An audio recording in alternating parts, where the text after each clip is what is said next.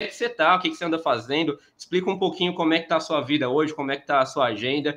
Por onde anda, Diego Ramiro? Ramiro, muito obrigado. Bom, obrigado pelo convite, ainda mais, né, sabendo que são 20 personalidades e de ser escolhido, então é um prazer participar aí dessa comemoração. Cara, vamos lá, já rodei bastante, né, depois de tanto tempo, enfim, o programa começou em 97, terminou ali em 2002, então já tem um bom tempo aí. É isso, assim, hoje eu virei um empresário, né, eu atuo em algumas frentes de negócio.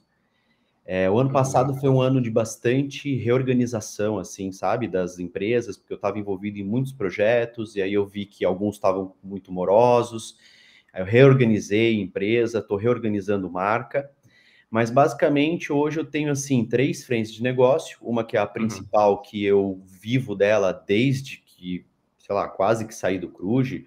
Eu montei a empresa em 2007, né, com a Lilian, que era minha sócia, e de lá para cá eu sempre vivi desse pilar que é produção cultural mesmo, né? Então a gente trouxe os grandes musicais da Broadway para o Brasil. Eu atuava muito como produtor executivo, depois eu acabei tomando um pouco a frente de direção artística e parte criativa, né, dos espetáculos. Claro que veio pandemia, deu um gap danado nesse mercado cultural, a gente sofreu bastante, né, todo o mercado. Então, existe uma retomada já há algum tempo, só que essa minha retomada está um pouco diferente, porque eu sou de São Paulo, mas atualmente eu estou em Curitiba, né? O meu filho já nasceu aqui em Curitiba, então eu trouxe a empresa para cá depois de Curitiba, e estou nesse processo de fomentar o mercado dessas produções, começando agora no Paraná. Então, é uma jornada, né, mais difícil, porque você precisa se conectar com mais pessoas, com empresas e tudo mais, mas eu não posso reclamar, a empresa está com sucesso, assim, de projetos, né, a gente realizando diversos projetos, já realizamos 2 projetos ano passado e retrasado, esse ano tem 2 novos projetos acontecendo também, e todos culturais, né, dedicado à música, a teatro imersivo, teatro musical. Então, essa é uma frente de negócio. A outra frente de negócio é a parte de tecnologia. Então, hoje eu tenho um time de desenvolvimento onde eu consigo participar de projetos, participar de startups, como se fosse um fundo de investimento. Só que ao invés de eu criar um investimento direto, né, em dinheiro na startup, eu acabo entrando, participando do desenvolvimento da tecnologia. Então, é uma frente de negócio também. Tecnologia é um pouco mais complicado, porque é um mercado bem competitivo, né? Mas é um lugar que eu quero olhar muito, muito para a tecnologia, sempre olhei para a tecnologia, até pelo que eu passei na pandemia, né? Então, os meus ovos estavam na mesma cesta, eu falo. Então, eu vivia só do mercado cultural. E aí, quando entra uma pandemia dessa, você fala, tá, e agora? Da onde eu faço receita? Então, eu comecei a mudar um pouquinho e criei essas outras frentes de negócio. Então, em tecnologia, eu também tenho um olhar para isso. A gente está com um projeto bem legal para crianças, onde tem um DNA que eu quero promover, né, daqui para frente, que é sempre fazer ou projetos culturais ou projetos de tecnologia dedicados ao bem-estar, bem-estar mental, que é algo que eu estou estudando já há quase 10 anos, programação neurolinguística, enfim, tenho toda uma jornada de estudo paralelo. Nossa, né, bem técnico, né? E então eu tenho essa startup, né, de tecnologia, e um dos projetos está já relacionado a isso, a fazer como se fosse um processo de meditação e tecnologia para crianças, só que de uma maneira saudável. Então está em fase de desenvolvimento, por isso que eu não quero entrar muito em detalhes, mas eu acho que esse ano a gente já coloca ele no mercado para alguns testes, assim. E tem uma outra frente que eu me conectei há uns 3 anos, 4 anos atrás, que é um estudo mesmo de medicinas ancestrais, né? Medicinas da floresta, assim. Eu passei um período numa tribo indígena, né? Numa aldeia, no Nossa! Acre. Então, eu fui Isso há conhecer. quanto tempo? Isso faz um ano e meio, mais ou menos. Nossa, super recente. Então, eu já estava estudando muito essas medicinas, né? Tipo, desde a medicina da ayahuasca, a psilocibina, que são os cogumelos, e eu vejo que realmente é é um lugar ali onde o mundo vai começar a ter que vai ter que começar a se conectar com essa ancestralidade, sabe, do planeta. Então, Uhum. essa conexão de novo com a natureza, assim.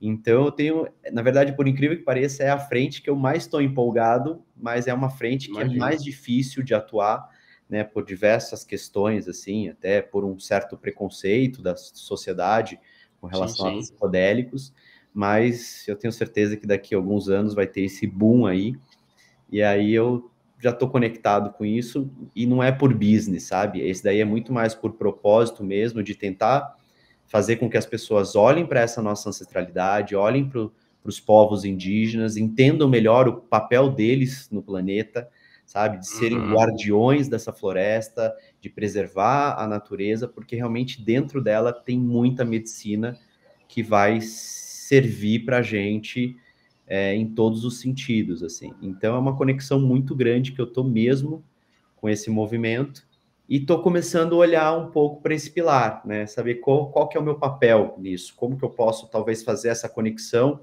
né, de algumas classes sociais que não chegam nessa medicina por um certo preconceito, como que eu faço essa ponte, né, Uhum. entre a medicina, a ancestralidade e essas classes, assim. Então, é mais um desafio aí, mas tudo com o mesmo DNA, que é tentar promover o bem-estar das pessoas, né, em todos os sentidos. Uhum.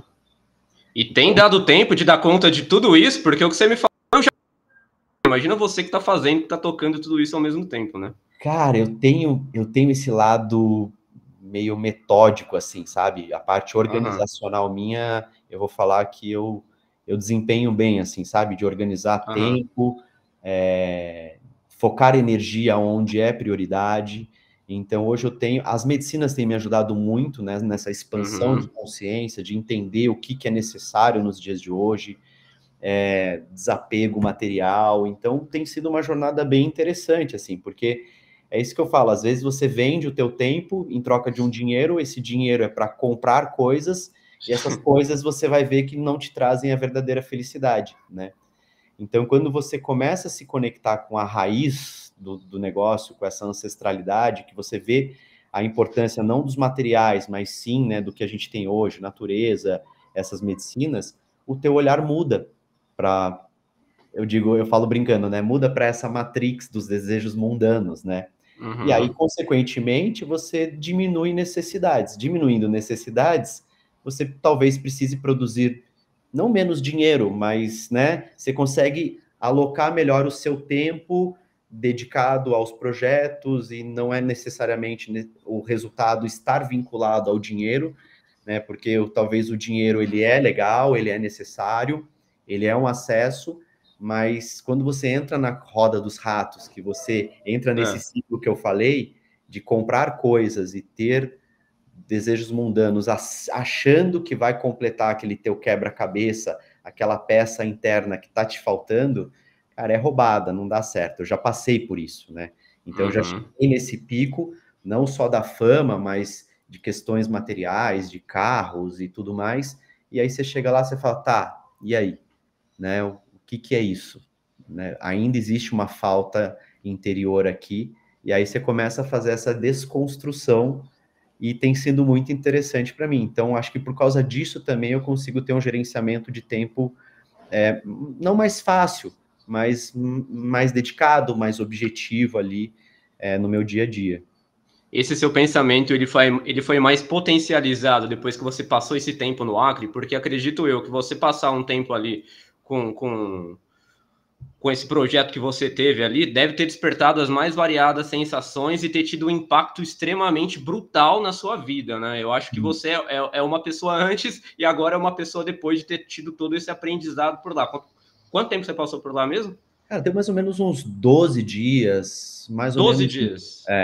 E aí foi legal, assim, porque é vivendo, né, naquilo, dormindo em rede, né, e se Você foi alimentando. sozinho? Fui sozinho. E, Caramba. e se alimentando, né, da mesma maneira que os indígenas se alimentam, e aí você entende o porquê que eles se alimentam dessa maneira, né, Uhum. esse tipo de dieta por que que ela é feita, para quando você entra na medicina deles, o que que isso pode fazer no seu corpo em termos de expansão de consciência e mapeamento emocional. E sim, respondendo a sua pergunta, assim, foi uma virada de chave para mim quando eu fiz essa conexão, né, com essa ancestralidade que a gente tem aqui e muitos deixam de lado, assim, sabe? Não dão o valor talvez que precisa ser dado. E Então, paralelo a isso, você não deixou de ser artista também, de certa forma, né? Tá é, conseguindo conciliar. porque assim, você pode se isolar né, lá e não viver mais essa matrix nossa aqui. Só que eu acho que não é esse meu papel. Meu papel realmente é tentar Uhum. fazer essa ponte, né, de propagar isso e, enfim.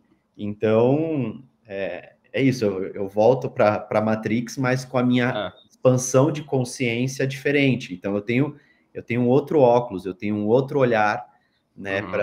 para tudo isso que a gente hoje vive, né? Desde os trabalhos até as conexões, as relações, os desejos mundanos. Então, hoje eu tenho um outro olhar para isso e que me ajuda Uhum. muito para entender realmente emocionalmente as necessidades de tudo isso, sabe?